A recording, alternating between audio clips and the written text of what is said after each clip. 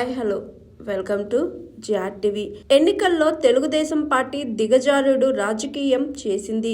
TDP అంటే తెలుగు తమ్ముళ్ల దొంగల పార్టీగా మారింది.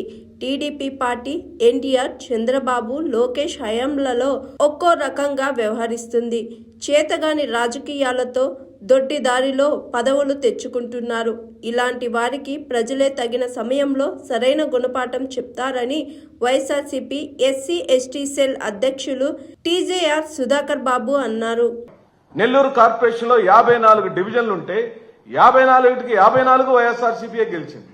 స్వయానా అక్కడ మంత్రులు ఇద్దరు కూడా, నారాయణ గారు, రామనారాయణ రెడ్డి గారు ఇద్దరు డైరెక్ట్ గా ఎన్నికల మ్యానిపులేషన్ కోసం, స్వయానా వాళ్ళు డిప్యూటీ మేయర్ పదవుల కోసం ఈ విధంగా దిగజారుడు రాజకీయాలు మరెక్కడ మనం చూసుంటాం. హిందూపూర్లో స్వయాన బాలకృష్ణ గారి ఆధ్వర్యంలో 38 కౌన్సిలర్లు ఉంటే 29 కౌన్సిలర్లు వైఎస్ఆర్సీపీ, కేవలం 6 మాత్రమే తెలుగుదేశం, 3 బీజేపీ మరియు 1 కాంగ్రెస్ పార్టీకి సంబంధించిన డివిజన్. పాలకొండ నగర పంచాయతీలో 20 డివిజన్లుంటే 17 వైఎస్ఆర్సీపీ, 3 మాత్రమే తెలుగుదేశం. తుని మున్సిపాలిటీ ఇప్పటికే నేను చెప్పాను, పిడుగురాళ్లు చెప్పాను.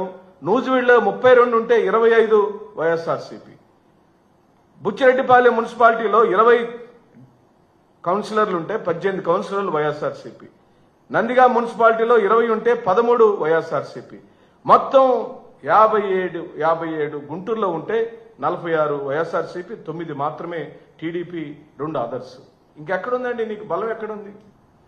పోనీ ఇది నేనేమన్నా వైఎస్ఆర్ కాంగ్రెస్ పార్టీ ప్రజాప్రతినిధులు లేకపోతే అధికార ప్రతినిధులు స్వయం కల్పితంతో తాత్కాలికంగా మేము తయారు చేసుకొచ్చుకున్న చాట కాదు కదా. మీ దగ్గర ఉన్న ప్రభుత్వంలో, ప్రభుత్వ రికార్డులలో ఈ సభ్యులు ఈ విధంగా ఈ ఎన్నికలలో ఏ గుర్తుల మీద గెలిచారో మీ దగ్గర రికార్డ్ అయింది కదా. అయినా కక్కిన కూటికి ఆశపడే దిగజారుడు రాజకీయం ఎందుకు వచ్చింది ఈ రాష్ట్రంలో? పక్క పార్టీ సభ్యులను తీసుకొని గెలవాల్సిన దుస్థితిలోకి ఎందుకు ఈ కూటమి ప్రభుత్వం వచ్చిందో మీరే సమాధానం చెప్పండి. మీది పూర్తిగా వైఫల్యం చెందిన పొలిటికల్ ఆర్గనైజేషన్గా మారింది. చేతగాక మధ్యలో ఓడన్నట్టు ఈ స్థానిక సంస్థల ఎన్నికలలో నువ్వు పూర్తిగా దిగజారుడు రాజకీయం చేసావు. తెలుగుదేశం అంటే తెలుగు తమ్ముళ్ల దెబ్బల పార్టీగా మారిపోయింది. తెలుగు తమ్ముళ్ల దొంగల పార్టీగా మారిపోయింది. తెలుగు తమ్ముళ్ల ద్రోహుల పార్టీగా మారిపోయింది. తెలుగు తమ్ముళ్ల దౌర్జన్యాల పార్టీగా ఈ దేశంలో చరిత్రకెక్కింది తెలుగుదేశం పార్టీ అని చెప్పంటున్నాం.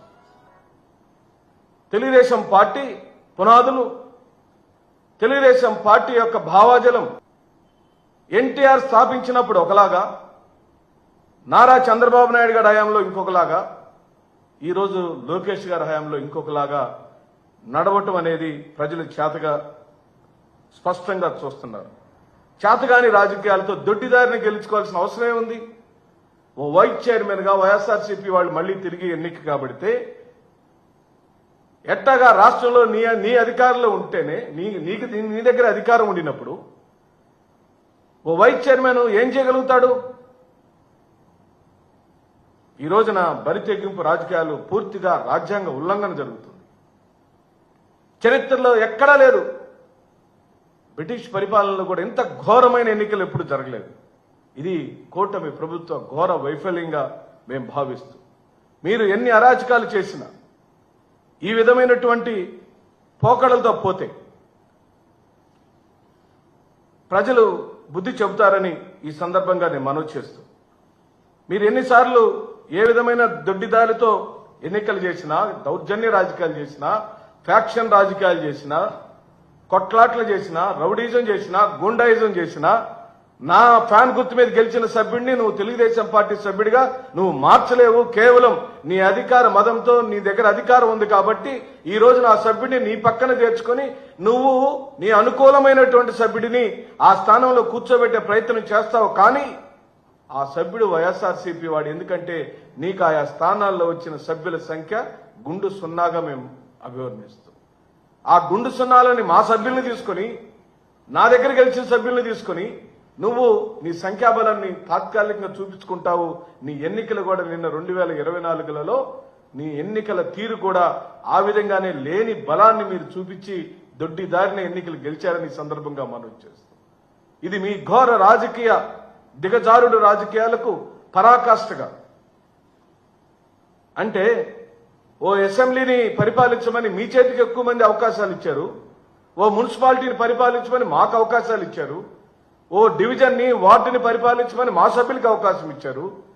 అప్పుడు రాజ్యాంగపరంగా ఎన్నిక కాబడిన చైర్మన్లు, డిప్యూటీ చైర్మన్లను మీరు దించి మీరు ఎక్కినంత మాత్రాన మీ దగ్గర రాష్ట్రంలో అధికారం ఉంది కాబట్టి ఆ చిన్న చిన్న మున్సిపాలిటీల్లో సర్పంచుల దగ్గర, డిప్యూటీ మేయర్ల దగ్గర, లేకపోతే వైస్ చైర్మన్ల దగ్గర నువ్వు అధికారంలోకి వచ్చినంత మాత్రాన నువ్వు తాత్కాలికమైన ఆనందాన్ని పొందుతావు. కానీ అది రాజ్యాంగపరమైన ప్రజా విజయం కాదని వైఎస్ఆర్ కాంగ్రెస్ పార్టీ అభ్యర్థిస్తూ. Hi, this is Swathi.